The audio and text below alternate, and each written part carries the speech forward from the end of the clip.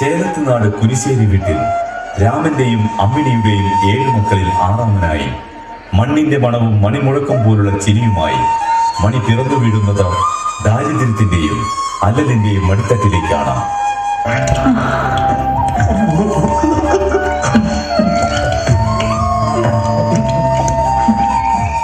കത്തിക്കാളുന്ന വിശപ്പിനെ തഴുകി തലോടി കടന്നു പോവാത്ത പകലിരവുകളുണ്ടായിരുന്നില്ല മണിയുടെ ബാല്യത്തിന്.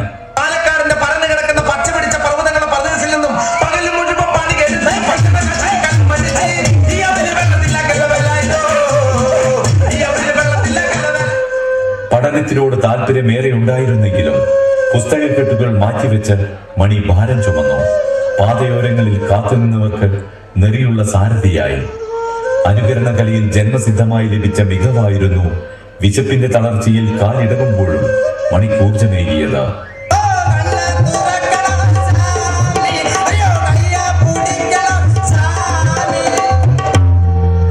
ചെറുവേഷങ്ങളിലൂടെ സിനിമയിലെത്തിയ മണിയെ സല്ലാപം എന്ന ചിത്രത്തിലൂടെ ലോഹിതദാസ് ഉയരങ്ങളിലേക്ക് കയറ്റിവിട്ടു.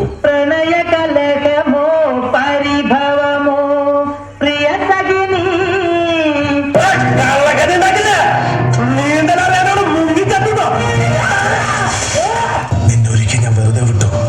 അതാണ് ഞാൻ ചെയ്ത ആദ്യത്തെ അബദ്ധം. എന്റെ ഭാമയെ വളരെയധികം വശീകരിച്ച് ആഭിചാരത്തിൽ ഉപയോഗിക്കുന്ന നിന്റെ ശവമാണ്.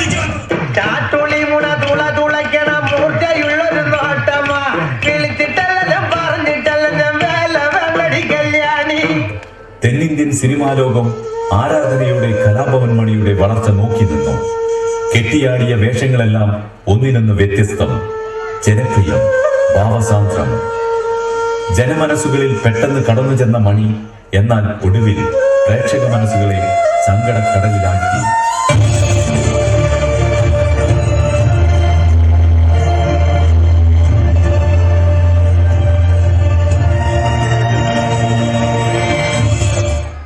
ഇന്ന് മാർച്ച് 6. മണി നമ്മെ വേർപിരിഞ്ഞിട്ട് ഇന്നേക്ക് 4 വർഷം തികയുന്നു.